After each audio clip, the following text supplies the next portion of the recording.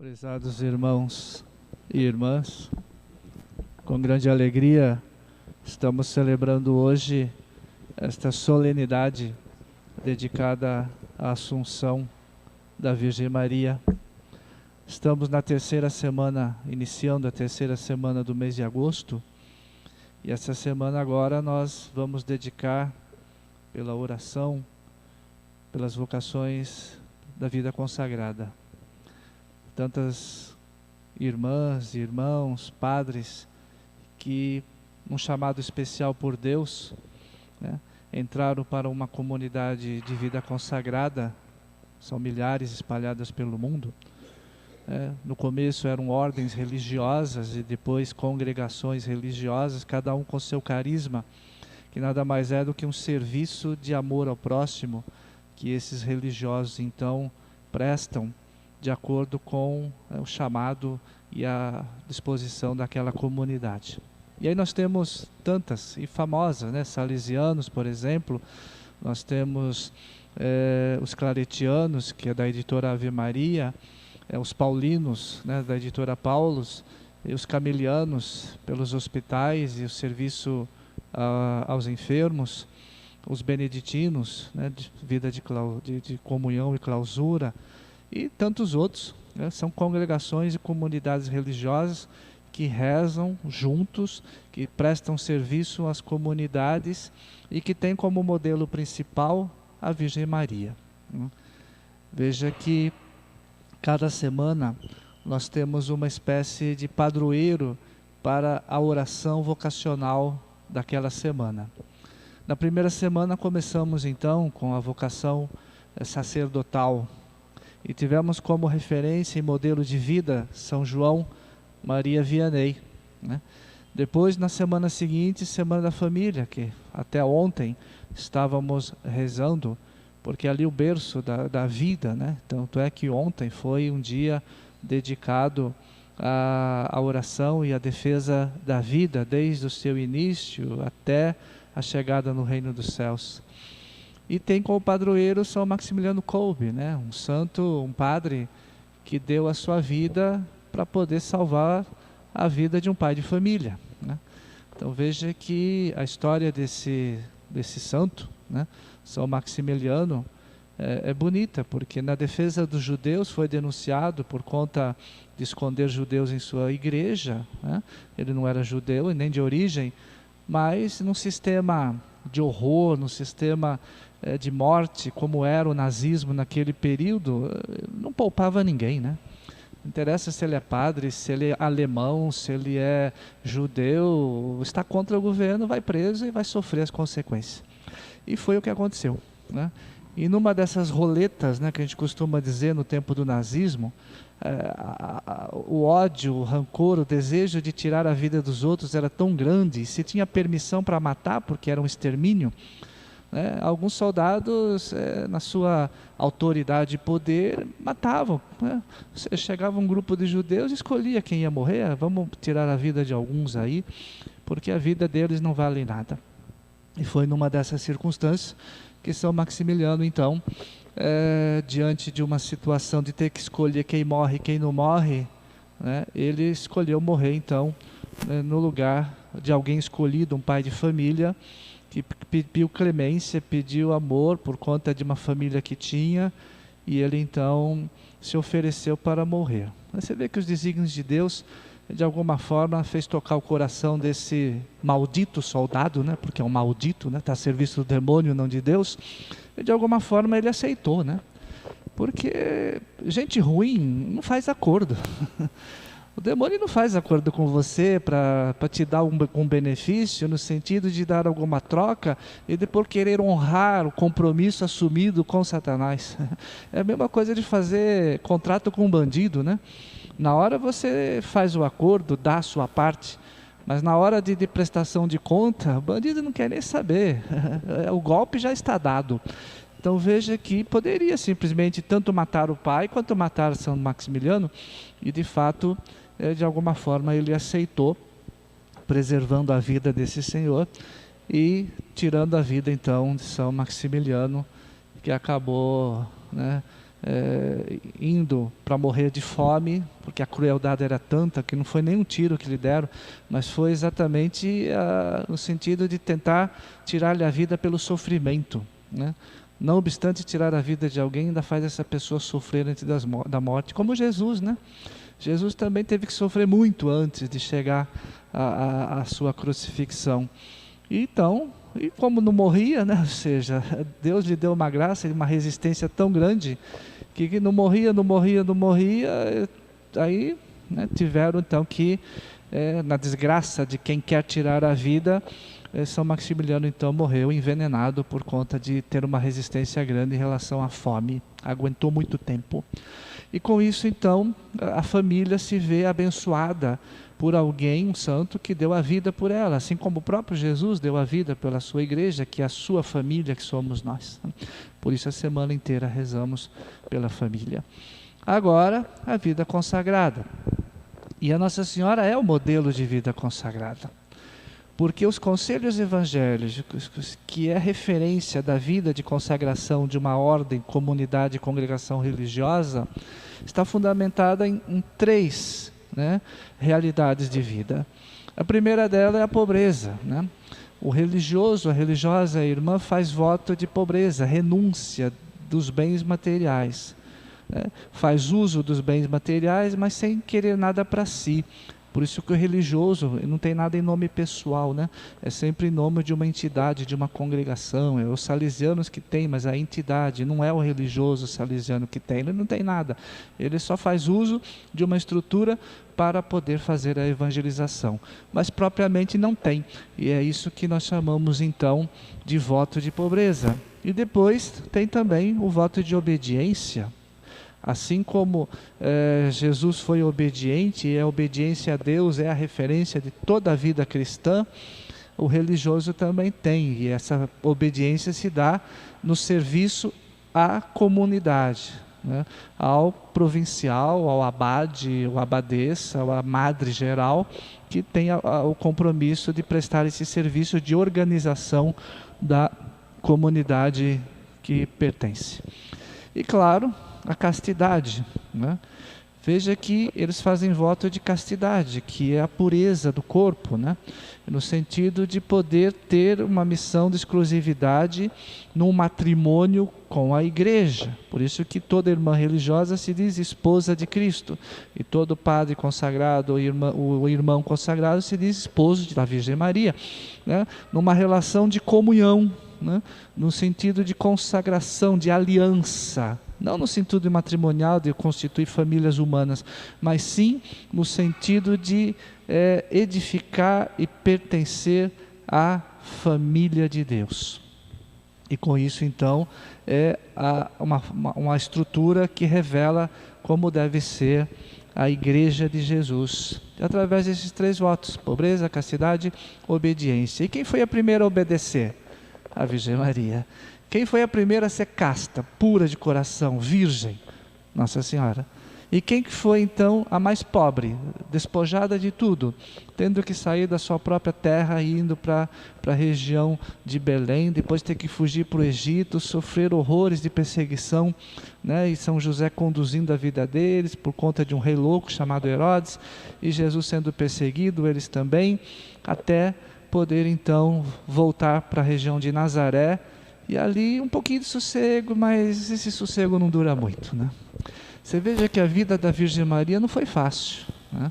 Se a gente achou que Deus, escolhendo uma mulher, fazendo dela a mãe de Jesus, ia dar vida fácil para ela, pode esquecer, porque desde o momento em que ela disse sim, só teve problema. Mais problemas frutos, né, da consagração a Deus, em que fez dela forte, né, enfrentando essas dificuldades, porque essas dificuldades não vinham de Deus, essas dificuldades, esses obstáculos vinham do inimigo, né, que no momento em que soube que a Virgem Maria aceitou ser a mãe do Salvador, começou a infernizá-la, né? Por isso a primeira leitura, você pode ver que o próprio São João fala da serpente infernizando a mulher, e ela tem essa capacidade, esse poder de Deus de ser forte, né? E até de eliminar, pisando a cabeça da serpente, que é o símbolo de Nossa Senhora, quando ela então coloca nos pés o pecado, que tenta de alguma forma envenená-la, que tenta de alguma forma picar o seu calcanhar. E ela resiste, porque essa força ela adquiriu no momento em que o anjo a visitou e ela respondeu seu sim a Deus, né? Então veja que a Virgem Maria é o modelo de vida consagrada, né? Porque a vida consagrada também, na formação da comunidade, das irmãs, dos irmãos ou de padres, tem como objetivo primeiro, viver em família. A comunidade religiosa é uma família, né? É um modelo de igreja familiar. Você tem lá 10, 20, 30 irmãs ou menos, ou até mais, dependendo da comunidade religiosa, vivem em comum, vivem juntos, no mesmo lugar, né? No mesmo espaço, prestando um serviço à igreja, prestando o serviço às pessoas, ou na saúde, na educação, ou de qualquer forma em que alguém necessitado precise dessa ação de Deus na sua vida. Então, a vida consagrada, ela presta esse serviço e com muito amor, com muito zelo, tendo então uma consagração pessoal inserida numa comunidade religiosa.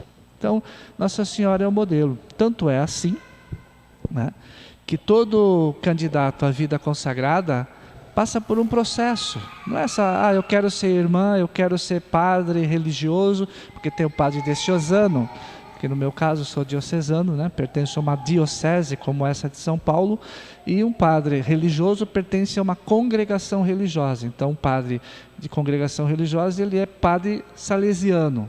Eu sou padre arquidiocesano, porque pertenço a uma diocese, não sou salesiano, não sou beneditino, não sou de comunidade religiosa, no sentido de formação, né, de carisma, mas diocesano. Então tem essa pequena diferença. Então nós já celebramos a primeira semana, que inclui todos os padres, é o sacerdócio, tanto religioso quanto diocesano, pelo sacerdócio. Agora é meio exclusivo, é para eles, né, os religiosos, porque eles deram um passo de consagração, né, dedicação e entrega para viver naquela comunidade, né, e assim elevar o nome da Virgem Maria. Porque todo religioso, religiosa, só uma curiosidade, quando faz a sua profissão perpétua, ou a profissão chamada solene, ao fazer essa profissão, que é uma celebração, coloca a Virgem Maria como a razão da consagração que ela faz. Então todo religioso tem como uma espécie de mãe, madrinha, padroeira da própria consagração a Virgem Maria. Então se alguém falar, eu sou padre religioso, qual é o título de Nossa Senhora que a sua congregação tem como referência? Né? O salesiano, Nossa Senhora Auxiliadora, todo mundo sabe, né?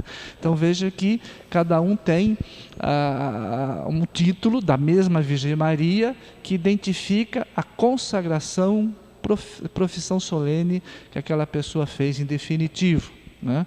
Os carmelitas, Nossa Senhora do Carmo, e assim cada um tem uma Nossa Senhora específica. E se não tiver com um título, né, normalmente é só a Virgem Maria e assim se consagra da mesma forma. Então veja, é todo um processo. Começa com o aspirantado, que é só um conhecimento, um namoro assim de longe, e depois vai um envolvimento ainda maior. Aí o candidato fica todo feliz, e aí ele é promovido a postulante, que significa deu um passo na formação. Aí fica mais um tempo e vê se a coisa vai desenvolvendo junto com as formadoras ou formadores, porque tem as pessoas que vão acompanhando. E assim, de postulantado, passado 2 ou até 3 anos, dependendo da congregação, vira noviço, né? Então a palavra noviço vem de vida consagrada. Na arquidiocese nós não temos noviço, nós temos seminaristas, né? É diferente, né? O noviço é aquele que iniciou o processo de vida consagrada. Ele passou pelo aspirantado, ele passou pelo postulantado e entrou para o noviciado. É o momento em que eles começam a usar então o hábito religioso, né? E tem ali um tempo. O noviciado dura no máximo 2 anos, né? que é instituído pelo direito canônico, 2 anos. Passado 2 anos, a irmã, o irmão ou aquele que vai ser padre, que é chamado também de irmão, ele professa os votos. Começa com os votos simples, que são 3 anos. E aí, 1º ano, 2º ano, 3º ano. Se durante esses 3 anos, essa consagração, que equivale aos votos como perpétuo, mas ele é provisório, para dar à pessoa a oportunidade de refletir melhor a sua vocação. Algumas comunidades dobra, em vez de 3 são 6 anos. Outra ainda colocam 9 anos para dar bastante tempo para a pessoa refletir. Passado esse tempo, aí então a pessoa escolhe e aceita, claro, que depende da comunidade, para os votos perpétuos, né? Chamados votos permanentes, ou votos solenes nas comunidades de ordem religiosa. E ali professa, então, faz a sua profissão para sempre. Aí não tem mais essa renovação anual ou cada 3 anos, porque já é uma profissão permanente. Por que isso, né? Veja, uma vez que fez a profissão permanente, é como uma ordenação sacerdotal, para sempre. Mesmo que a pessoa venha desistir ou não queira mais continuar sendo padre ou religioso, vai ser padre até a morte, né? Só não vai ter o ministério. A irmã consagrada da mesma forma, ainda tem os votos. Vai ter que fazer pedido de dispensa para a Santa Sé, e aí é um processo meio longo. Por isso que a gente hoje reza, né? Por esses que estão começando pelo aspirantado, o que ainda não foram tocados, que entrem, que perseverem no percurso da formação até chegar na profissão perpétua, que também precisam de oração, para que também continuem firme, para que não venham, de alguma forma, depois de 50, 60 anos de vida consagrada, dizer, eu não tenho vocação. Como não? Você já está 60 anos da vida consagrada. Como é que não tem vocação, na verdade? Você já está 30 anos casado com a pessoa, depois vai dizer que casou errado. Como assim? Depois de 30 anos já é difícil dizer que o seu casamento foi errado. Então veja que o tempo, ele também revela o quanto a pessoa se integrou e realizou ali a obra de Deus. Mas a perseverança é para que não venhamos a cair nas tentações do mundo, né? De uma irmã já com 50, 60 anos de vida consagrada, depois já de idosinha, dizer, não quero mais pertencer à minha comunidade. Pô, aí tem que avaliar, porque não deve estar bem da cabeça como é que alguém com 70 anos vai deixar uma vida consagrada. Para fazer o quê? Para começar o quê? Então tem essas coisas que a gente precisa rezar. Você vai dizer que acontece? Sim, acontece.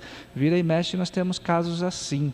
E que precisa de muita oração e muito acompanhamento para que de fato não venha a ser uma motivação fútil que venha fazer com que alguém desista da sua vocação e do seu ser religioso integrado a uma vida consagrada. Então veja que a festa da Assunção é essa coroação, né? Você veja que a Virgem Maria, assunta aos céus, foi elevada pelos anjos, diferente da ascensão. As pessoas confundem ascensão com assunção, palavras meio parecidas, né? Então, às vezes você vai falar a ascensão da Virgem Maria. Fala, ascensão não, assunção. Ascensão é de Jesus, né? Porque a palavra ascensão indica o momento em que Jesus sobe aos céus. Após a ressurreição, ele se eleva, ele vai sozinho na qualidade de segunda pessoa da Santíssima Trindade. A Assunção é diferente, Nossa Senhora não sobe ao céu sozinha, né? É preciso que alguém venha buscá-la, né? E diz a própria tradição que o próprio Jesus com os seus anjos vieram e levaram Nossa Senhora de corpo e alma, né? Por isso que você não tem túmulo de Jesus. Todo mundo que morre tem a sua tumba, porque lá estão os seus restos mortais. De Jesus não tem, porque o seu corpo ressuscitado foi para junto de Deus no céu. A Virgem Maria também não tem restos mortais, não tem tumba, no sentido que você vai visitar no cemitério e lá se encontram os restos mortais da Virgem Maria. Não tem, porque ela foi assunta, né? Jesus a levou de corpo e alma. E isso foi através também de um reconhecimento, né? De uma instituição de um dogma, que é uma verdade da fé, instituída pelo Papa Pio XII, Não faz muito tempo que esse dogma existe, mas a Assunção de Nossa Senhora é desde os primórdios. Mas como dogma, porque as pessoas começaram a duvidar, as pessoas começaram a questionar a Assunção da Virgem Maria, né, colocando um monte de ideias absurdas. E o Papa Pio XII, então, já que tem essa confusão toda, quer ser cristão, agora tem que aceitar como verdade absoluta. Instituir um dogma através, então, de um documento, numa celebração no ano de 1950. Foi lá em novembro de 1950, primeiro. E ele, então, diz, está decretado. A Virgem Maria, né, por revelação divina de Deus, pelo dogma numa verdade absoluta, foi elevado aos céus e se encontra de corpo e alma, aí vem essa expressão, corpo e alma, na glória de Deus Pai. Por isso que hoje também é chamado Nossa Senhora da Glória, né? Não sei se vocês já ouviram essa expressão, Nossa Senhora da Glória. Tem a ver com a Assunção, né? Porque a Assunção de Nossa Senhora nada mais é do que a sua entrada na glória do Reino dos Céus. Por isso que também um outro título surge da Assunção da Virgem Maria, que é Nossa Senhora da Glória. Então, Nossa Senhora, de fato, foi abençoada por Deus. Nasceu sem a mancha do pecado original. Outro dogma, Imaculada Conceição. Nasceu sem a mancha do pecado original. E foi elevada aos céus. Veja, quando que isso aconteceu? Veja que a Virgem Maria, quando Jesus faleceu, ou melhor, Jesus morreu crucificado e depois ressuscitou, no ato da sua morte, Nossa Senhora teria mais ou menos cerca de 50 anos, né? Basta fazer os cálculos, 33 com Jesus, cerca de 17 da Virgem Maria, né? Você tem 50 anos, que é a idade provável que a Virgem Maria tinha quando Jesus, né, foi morto, crucificado e depois ressuscitou. E segundo a tradição, ela deve ter ficado mais uns 10 anos com os apóstolos, junto com os outros apóstolos, porque depois eles se reuniram no cenáculo, receberam o Espírito Santo, começou-se então um trabalho de evangelização. Nossa Senhora também partilhou toda a alegria, talvez com Lucas e com outros que ali estavam, a sua vida de consagrada a Deus, a vida que teve desde a visita do anjo, quando foi visitar a prima Isabel. De onde que São Lucas tirou essa passagem da visita do anjo e da visita a Santa Isabel?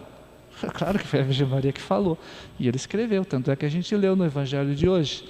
E com isso 10 anos ela passou. E aí o que aconteceu? Com todo o processo, né, de evangelização, houve-se uma necessidade, né, com o desenvolvimento de Paulo, de Pedro, a chamada dispersão dos apóstolos, que significa cada um foi para uma missão específica. E quando estava para acontecer essa dispersão, cada um tem que ir para um canto para poder evangelizar, porque não dá para ficar junto o tempo todo no cenáculo, tem que ir para algum lugar, né? E São Paulo foi o que mais viajou nessas viagens apostólicas. Foi quando então, com cerca de 60 anos, Nossa Senhora, diz a tradição, no mesmo lugar onde Jesus celebrou a última ceia, ali ela dormiu e dormindo foi levada para junto de Deus, o que nós chamamos de Assunção da Virgem Maria, né? Então veja que nós temos vários historiadores, vários padres, São João Damasceno e tantos outros que falam dessa grandeza de Deus, né, e Jesus, que quando, antes mesmo da dispersão dos apóstolos, na evangelização, para que Nossa Senhora não viesse ficar sozinha, já que era um trabalho de ajuda a João Evangelista, que acabou sendo preso, né? Então veja que Nossa Senhora teve a acolhida de Jesus, que com os seus anjos a carregou para junto de si e levou para a glória do reino dos céus. No mesmo lugar, diz a tradição, chamado perto do Monte Sião, no lugar onde Jesus então celebrou a última ceia. Então revela o quê? Eucaristia, né? A Eucaristia é o cerne, tanto para a pessoa de Jesus, que focou na Eucaristia toda a razão da sua missão, e a própria Assunção da Virgem Maria acontece num lugar sagrado, onde o próprio Jesus instituiu esse sacramento, da qual hoje nós participamos, né? Nós estamos aqui participando de um sacramento que é exatamente aquele que revela a comunhão com Deus e com Jesus. Então hoje, nós queremos agradecer a Deus, né? Nossa Senhora, né, levada aos céus, vai ser coroada rainha, né? Do dia 22 desse mês, temos a festa de Nossa Senhora Rainha, por conta da celebração de hoje. Não é que a Senhora subiu ao céu e ficou por isso mesmo? Não, ainda foi coroada rainha, né? Rainha do reino dos céus, rainha, mãe da igreja, mãe de Deus, e com todos os títulos, né, de homenagem e amor que podemos oferecer a ela, numa grandeza de alguém que dedicou toda a sua vida, que não foi fácil, né?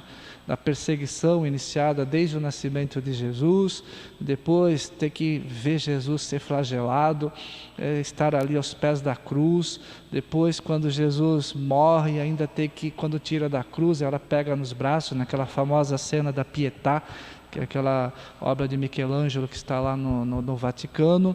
Aquilo revela uma dor, né, de uma mãe que tem um filho nos braços que já não tem mais vida, mesmo sabendo que depois o próprio Deus iria ressuscitá-lo, mas essa dor só quem é mãe é que sente. Não adianta dizer, eu sei como você se sente porque perdeu o seu filho. Eu não sei, porque nunca perdi filho, né? A gente perde parentes, perde pai, mãe, é uma dor forte, mas de filho, quem deve saber a dor de um filho doente ou em situação de morte, é a mãe e o pai, né? É uma dor assim maior do que qualquer outra coisa. Dizem algumas pessoas que já sofreram que a dor do parto não é nada em comparação à dor da perda de um filho. A gente sempre sabe que a dor do parto não é coisa fácil para quem vai ter um parto normal e assim. E as mães comparam que a dor da perda de um filho, que não é um filho saindo, né, naquela coisa física, massacra de tal forma o coração. É como se você estivesse sendo transpassado por uma lança, né? Transpassado por um punhal. Por isso que Nossa Senhora das Dores é representada com aqueles punhais, né? Para indicar o tanto de sofrimento que ela teve nessa realidade humana, mas que Deus com bons olhos a elevou, como nesse hino do Magnífica que a gente ouviu e rezou, a sua humildade, e fez com que ela então, no mundo talvez muito triste, muito sofredora, mas recebesse todas as alegrias, a felicidade eterna na comunhão dos santos, na eternidade, junto de seu Filho Jesus, diante do próprio Deus, né, e de todos os outros santos. É a chamada felicidade eterna. Então a recompensa de Deus foi exatamente nesse futuro, né, nessa comunhão. E a Virgem Maria ainda tem função, né? Porque como sendo a mãe da igreja, ela é intercessora, ela também atua, né, nos orientando, porque se somos filhos, como mãe tem que orientar filho. Por isso que ela tem as suas palavras, né, as suas revelações, as suas aparições, as suas manifestações em diversas localidades, de onde surgem então os seus títulos. Você sabe que cada título da Virgem Maria nada mais é do que uma homenagem da localidade onde ela se revelou, se apresentou e trouxe vida para aquele lugar, né?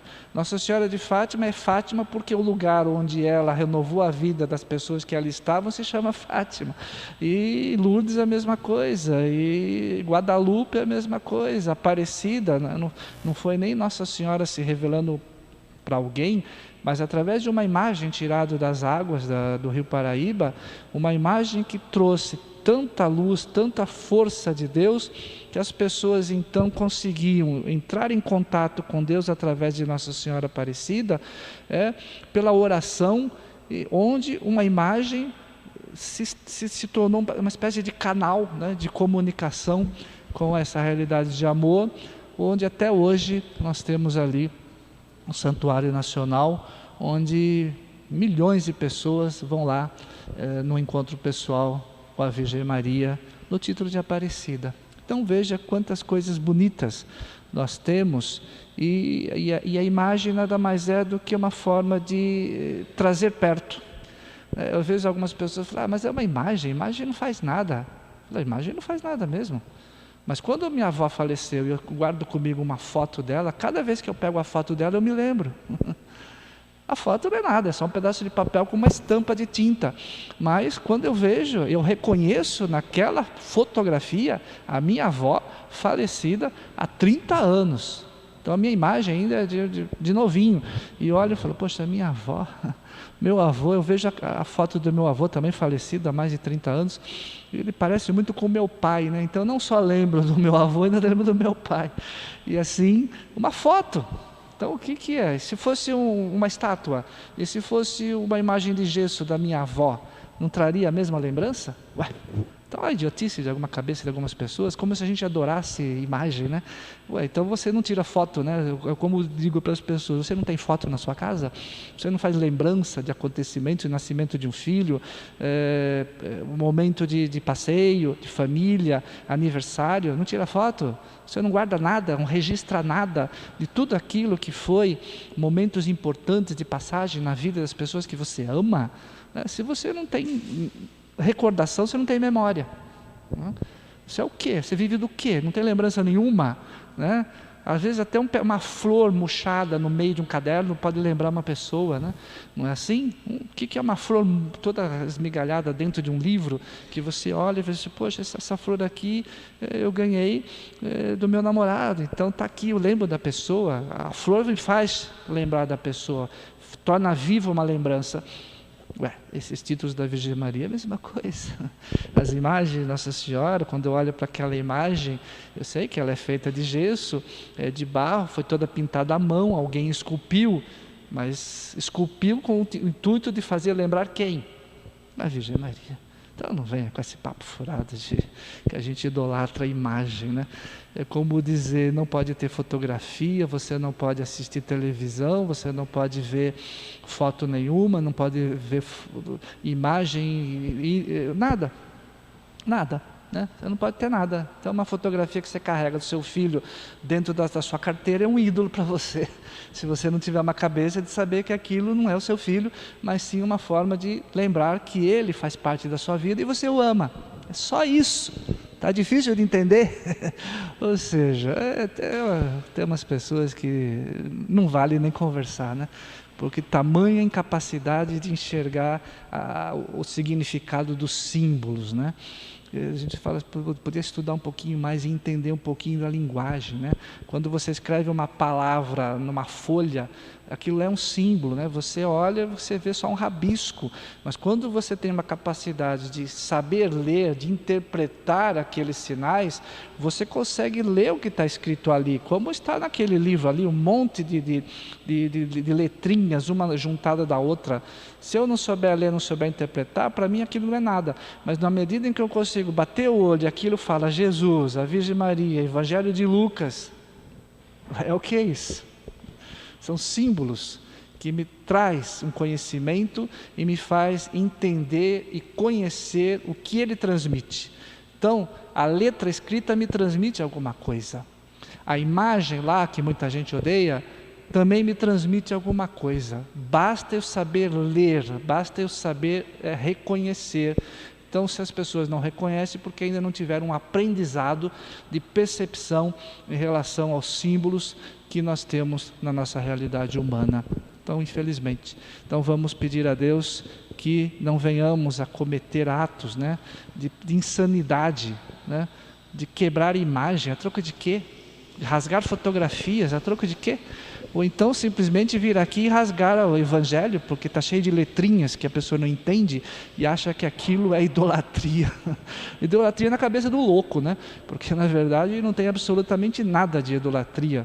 Tem simplesmente uma capacidade de percepção de um valor, de um símbolo, pelo qual você consegue enxergar uma realidade muito maior do que o próprio texto, que é a presença de Deus na sua vida. E uma imagem como essa também revela a presença da Virgem Maria na nossa vida. Não pela imagem em si mesmo, mas pelo sinal que ela consegue despertar em mim e fazer enxergar essa realidade. Amém.